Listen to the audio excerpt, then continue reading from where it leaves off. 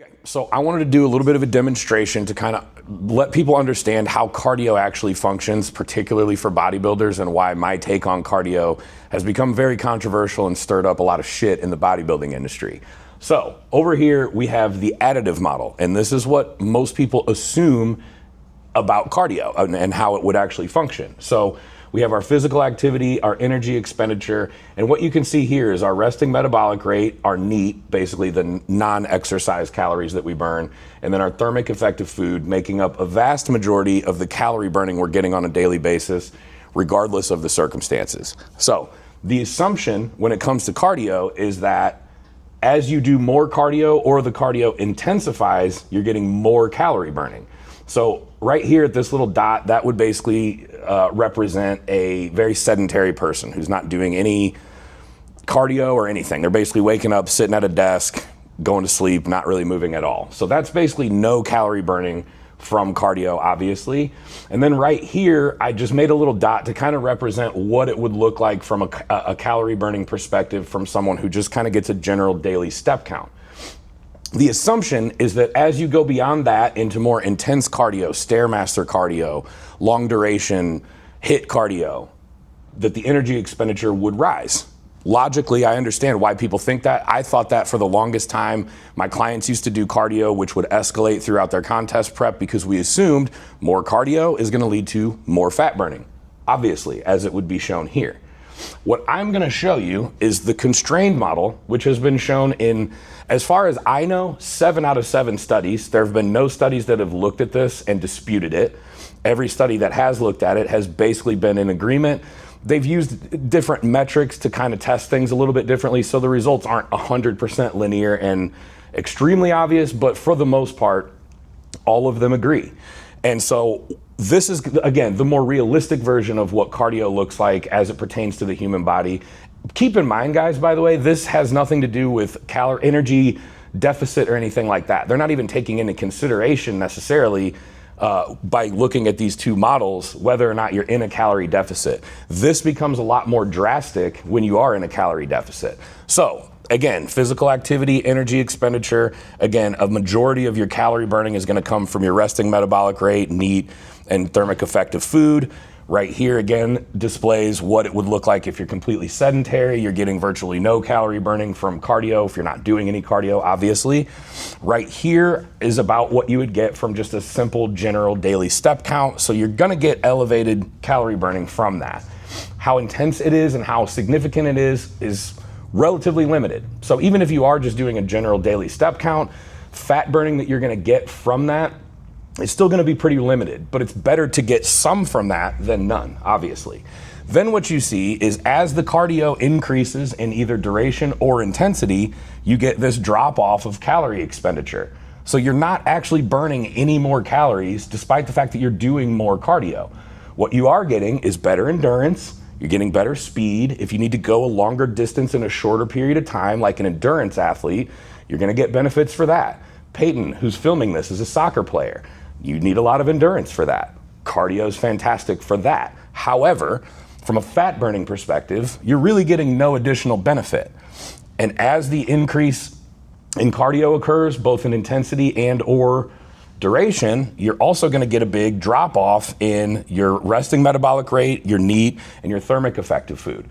So now you're burning less calories at rest, so your metabolism is essentially slowing down as a result of the increase in intensity and duration to your cardio, and you're not getting any additional calorie burning from that cardio. What you are gonna get, and these models don't even look at this because they're not done by for the purposes of bodybuilding, but as the cardio intensity increases and the duration of the cardio increases, you are gonna get impairment of your training output. Imagine a scenario where you could go to the gym and do a leg day after no cardio, or you go to the gym and do a leg day after 45 minutes on the Stairmaster earlier that day. Which leg day do you think is going to be better? You're going to get much better output if you take the cardio out of the equation and replace it with a general daily step count, which is going to result in the exact same amount of calorie burning throughout that day, particularly if you're in a calorie deficit. And if you're in contest prep, you obviously are in a calorie deficit. So that's pretty much how this works. Here's the part that most people don't understand. People's rebuttal to this is, well, every bodybuilder since the beginning of time has gotten shredded by doing cardio. And two things can be true at the same time. Yes, bodybuilders can do cardio and they can get shredded. What you can't prove is that the cardio contributed to them getting shredded. I can, because for many years I was using the cardio both myself and with my clients. And yes, my clients were getting in shape. I was getting in shape. Great. However, what I also did was remove the cardio and did everything else exactly the same. And now my clients get much better results. They get better conditioning than they were getting before. I did the same thing my last 2 contest preps. I stopped doing the cardio and switched to a general daily step count, and I got in much better shape. All of my clients are coming in with much more muscle as a result of not having this drop off in training capacity and recovery, like I mentioned as well. So I've tested this.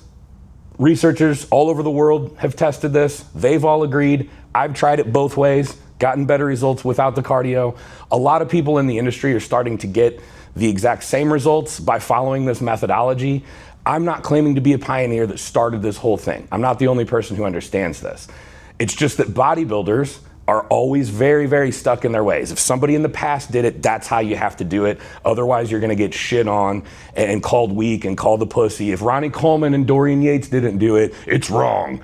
There's obviously never gonna be any evolution of bodybuilding because we have to keep doing things the old way, or you're gonna be called weak or whatever. But again, the truth is, this is not a way to get out of hard work. The truth is, you have basically a bucket.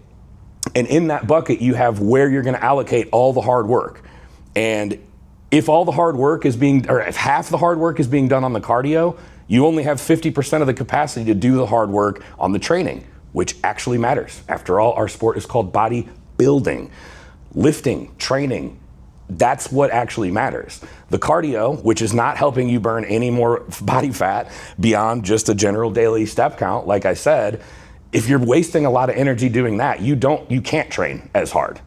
So for all the tough guys out there that think like the cardio is important, the cardio is necessary, you got to do it, you got to do the work. Yeah, you do got to do the work, but it needs to be allocated to the training, not the cardio, because sure, the cardio is hard work. Congratulations, you can victimize yourself by saying how hard you worked on your cardio. The problem is you're not getting any output from it. It's like going to work for 80 hours, bragging about being a hard worker because I worked 80 hours, but when you get your paycheck at the end of the week, you get paid for 40. I would rather work extra hard during that 40 hours and get paid for 50, which is essentially what's happening. So this is not how cardio works. More cardio does not equal more fat burning.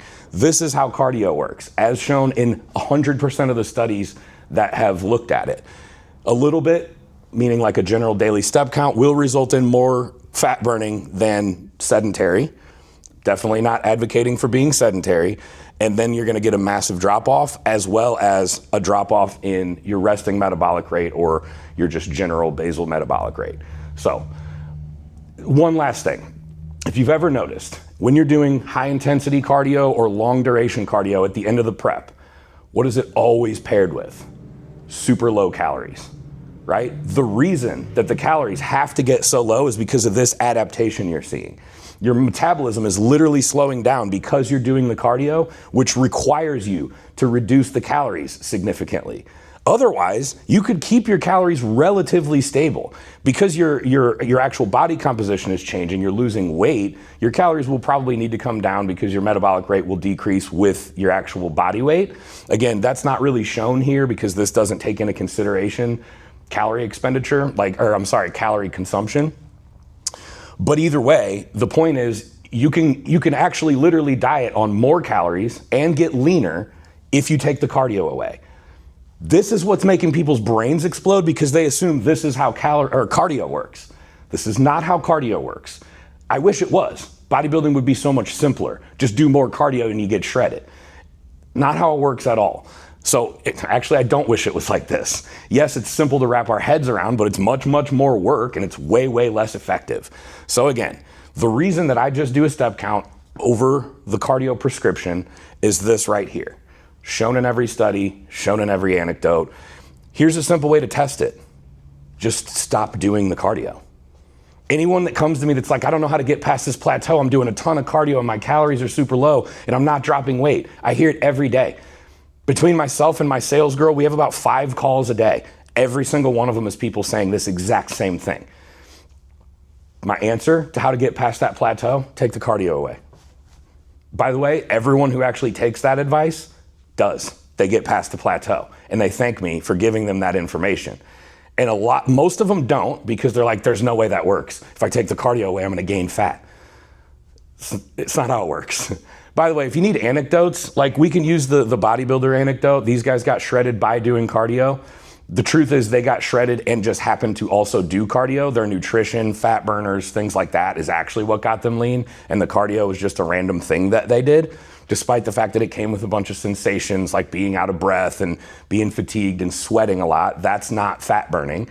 Again, that benefits endurance. We are not endurance athletes. I'll give you guys anecdotes too. Have you guys ever watched a heavyweight boxing match or an MMA fight? They're fat as fuck, aren't they? All those guys. And guess what? Those guys do more cardio than any bodybuilder. So there's a good anecdote for you. There's someone who's doing tons and tons and tons and tons of cardio that are still fat. You can give me an example of guys who got shredded that do cardio. However, that cardio is always paired with an energy deficit from their diet, which is causing the fat loss, not the cardio. So you don't have an argument when you point to some pro bodybuilder and say, well, they did cardio, look at them. Again, yes, I know, their diet got them shredded. Just like all my clients who aren't doing cardio, who are winning shows. That's not an accident. And yes, that applies to every client I have, including my lifestyle clients. I have a guy right now that's on pace to lose 80 pounds this year. No genetics to speak of. And we've done 0 cardio. And when I say this year, I mean in 8 months. He's got an 8-month commitment with me, and after 4 months, he's down over 40 pounds, no cardio implemented. So again, I can give you anecdote after anecdote, genetically gifted or otherwise. No one can provide any anecdote of anyone who's gotten shredded because of cardio. You can just give me anecdotes of people who got shredded and just also happened to do cardio paired with their nutrition, which is what got them shredded. Anyway, I will stop rambling, take one more look at the graphs so that you can understand this doesn't exist. This is how it actually works. Thanks.